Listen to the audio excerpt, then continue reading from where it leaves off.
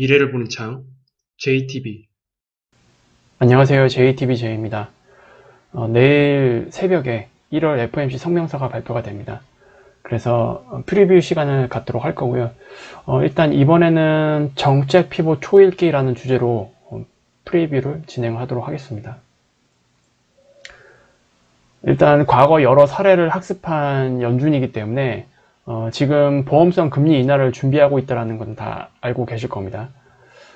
지금 현재 진행되고 있는 사항들, 그리고 그간의 어떤 데이터들, 이런 것들로 봤을 때 지금 연준은 매우 극도로 신중한 시기에 접어들었다라고 판단을 할 수 있을 것 같습니다. 일단 6개월치 인플레이션을 연율로 환산을 하면 사실상 인플레이션은 거의 잡혀가는 상황이라고 봐도 무방하죠. 그리고 YOY 기준으로 목표치에 달성하는 것을 만약에 기다린다, 이때까지. 그러니까 금리를 내려주지 않고 이것까지 다 기다린다. 그러면 자칫 침체에 빠질 위험이 함께 공존하고 있는 상황이고, 이 부분에 대해서는 이미 12월 FOMC 때 다 이야기를 했어요. 그리고 12월 FOMC 의사록이 공개될 때도 어떤 특정 임계점이 지날 경우에는 고용시장이 급격히 악화되는 경착륙으로 가는 위험이 있다라고 지적을 했고요. 그리고 연준에서는 이걸 당연히 막아야 하는 책임을 가지고 있는 상태입니다. 그래서 12월 FOMC 당시 이제 연준의 과제가 하나 추가됐다라고 이야기를 했습니다. 파월이. 그건 뭐냐? 여태까지는 물가를 잡는 것에 모든 초점을 맞췄지만 이제부터는 경제도 함께 신경 쓰겠다라고 이야기를 했어요. 그래서 금리를 너무 늦게 내려서 발생하게 될 경기 하강의 위험, 이거에 대해서 선제적으로 대응할 거다. 즉 인플레이션이 2%에 도달하기 전부터 금리를 내리기 시작해야 될 거다 라고 이야기를 했습니다. 이 내용에 대해서는 이제 옐런 재무장관도 동일한 내용으로 기자회견을 했습니다. 이제 연준은 이미 22년 3월 달이죠. 그때 첫 번째 금리 인상을 했는데 너무 늦게 했어요. 금리 인상을 너무 늦게 함으로 인해서 결국 정책 실기가 발생했고요. 이거를 다시 반복하고 싶어 하지 않을 겁니다. 이거를 만약에 다시 반복을 한다. 이거는 뭐 연준 신뢰도가 완전히 바닥에 떨어지죠. 그리고 이번에 정책 실기를 하게 되면 굉장히 치명상입니다. 이때는 금리를 너무 늦게 올려서 정책 실기가 발생했다면 지금은 자칫 금리를 너무 늦게 인하함으로 인해서 정책 실기가 발생할 수도 있는 위험이 지금 공존한다. 이런 상태입니다. 그러니까 연준이 지금 얼마나 고민스럽겠어요. 그렇죠? 그래서 어쨌든 이거에 대해서 대응을 해야 될 필요성이 있다라고 이미 인지를 하고 있는 상태이기 때문에 잘하면 이번 1월 FOMC에서 정책 피봇 시그널을 시장에게 보낼 가능성을 저는 예상을 하고 있습니다. 그러니까 지금 당장 정책 피봇 하겠다라는 게 아니고 이제 앞으로 정책 피봇에 대해서 본격적으로 준비하겠다라는 어떤 구체적인 시그널을 시장에게 던져줄 가능성이 높지 않겠느냐. 아마 기자회견을 통해서 나올 가능성이 저는 높다라고 생각을 합니다. 그리고 굉장히 어려운 게 무조건 정책 피봇 시그널을 막 던지면 또 안 되는 상황이에요. 왜냐하면 자칫 이런 것들이 시장의 과도한 기대감, 이런 것들을 부추기게 되는 상황도 막아야 되는 거잖아요. 그러니까 굉장히 지금 되게 어려운 상황입니다. 말 한마디 한마디, 단어 한마디, 그 다음에 톤 앤 매너, 이런 것들을 굉장히 신경 써서 이야기를 해야 되는 상황이에요. 지금 파월 입장에서는. 그래서 이게 아마 이번 기자회견 때 가장 핵심이 되지 않을까 그렇게 생각을 합니다. 그리고 22년 금리 인상기에 현재 정책을 거의 주도했다라고 무방한 블라드 총재가 있죠. 지금은 이제 총재는 아니지만.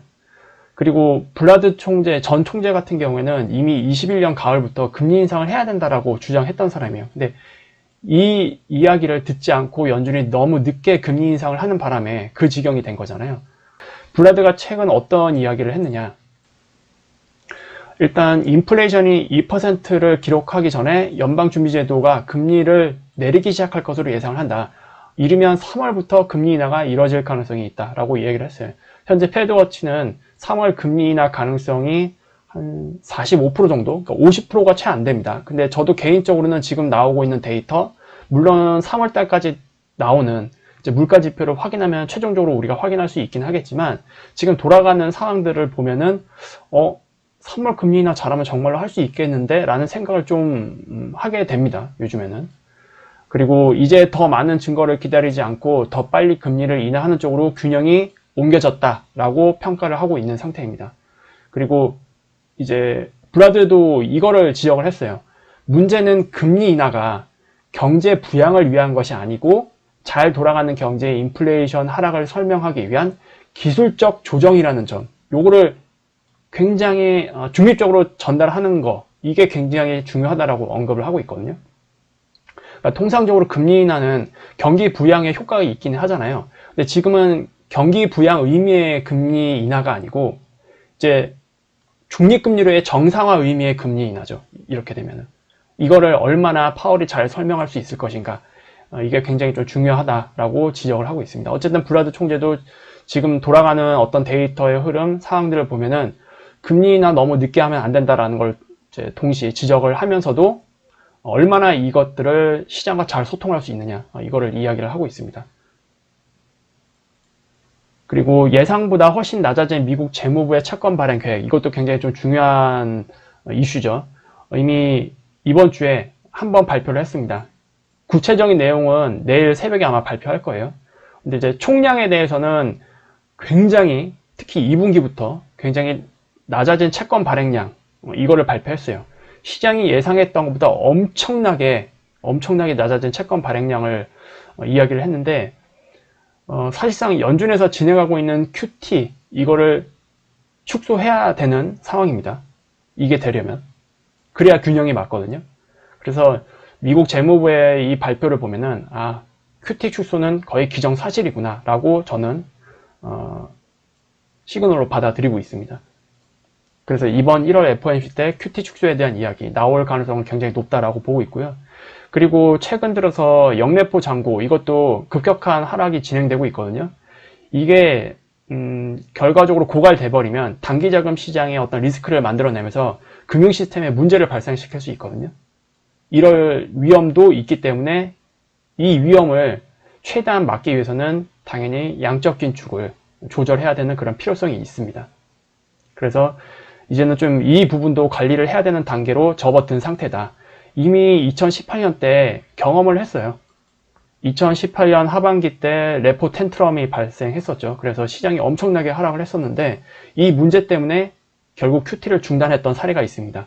아마 이거를 반복하고 싶어 하진 않을 겁니다. 연준 입장에서. 아마 미리 선제적으로 대응할 가능성이 높다라고 보고 있기 때문에 이제 QT에 대한 축소 문제, 이런 것들을 같이 언급할 가능성이 높다, 이렇게 보고 있습니다. 그래서 정리를 해보면 이번 FOMC에 우리가 좀 중요하게 봐야 되는 핵심 포인트는 이렇습니다. 일단 첫 번째, QT 축소에 대한 구체적인 언급, 이게 어느 정도로 나오는지. 그리고 두 번째, 이게 아마 가장 중요할 것 같은데요. 아까도 말씀을 드렸지만 시장에게 지나친 기대를 주지 않으면서도 동시에 경기 침체를 선제적으로 막기 위해 너무 늦게 금리를 내리지 않고 현재 높은 실질 금리를 조절해야 할 필요성이 있다는 것을, 되게 어렵죠? 이걸 또 중립적인 톤으로 잘 설명을 해야 됩니다. 중립적인 톤이 아니고서 이게 잘못하다가는 시장에게 너무 높은 기대를 주게 되는 상황으로 넘어갈 수 있거든요. 그러니까 이것도 방지를 해야 돼요. 그런데 어쨌든 시장이랑은 소통을 해야 됩니다. 그러니까 말을 되게 잘해야 돼요. 그래서 이걸 과연 파월이 할 수 있을 것인가. 그리고 당연히 기자들이 이런 거에 대해서 아마 물고 늘어질 겁니다. 그래서 이거에 대한 이제 파월의 기자회견이 굉장히 좀 중요할 것 같아요. 그리고 어쨌든 이런 내용이 나오게 되면 이제 시장은 전반적으로 골디락스 경제에 대한 기대감을 키울 수밖에 없습니다. 왜냐하면 이제 중립금리로 금리를 떨어뜨린다? 그러면은 경기 하강에 대한 위험도 막는 거잖아요. 동시에 인플레이션이 같이 낮아지고 있고 중립금리도 그렇게 낮아지고 있기 때문에 이제 이거를 과열로 간다기보다는 지금 어쨌든 이거를 조금이라도 늦게 지연됨으로 인해서 발생할 수 있는 위험도 제거하면서 경기 하강도 제거하면서 그럼 굉장히 적절한, 뜨겁지도 않고 차갑지도 않은 적절한 경기 상태를 유지할 가능성이 높지 않을까라고 아마 투자자들이 생각할 것 같아요. 그래서 이제 골디락스 경제에 대한 기대감이 커질 수밖에 없는 상황이다, 이렇게 저는 보고 있습니다. 물론 이게 영원히 지속될 것 같진 않아요. 늘 과거 사이클에서 봤듯이 골디락스 경제가 계속 진행됐던 경험은 없습니다. 우리가 항상 골디락스 경제의 어떤 그 구간을 지나서 침체로 빠진 경우가 굉장히 많았기 때문에 어쨌든 골디락스 경제에 대한 기대감을 일단 우리는 기대를 해야 되는 그런 위치에 있긴 하고요. 이걸 지나서 침체로 빠지는 건 나중 일이에요. 이거는 우리가 지금 현재 정확히 언제쯤부터 침체에 빠질 거다 예상할 수 있는 상황은 아닙니다. 어쨌든 먼저 이 좋은 거, 골디락스 경제에 대한 기대감, 이거를 우리가 일단 맞이를 해야 되고, 그리고 이거에 대한 부분을 아마 시장에서는 당연히 생각 안 할 수가 없겠죠. 그리고 이제 그 비슷한 시기에 미국 재무부에서 채권 발행, 이번에는 세부 계획입니다.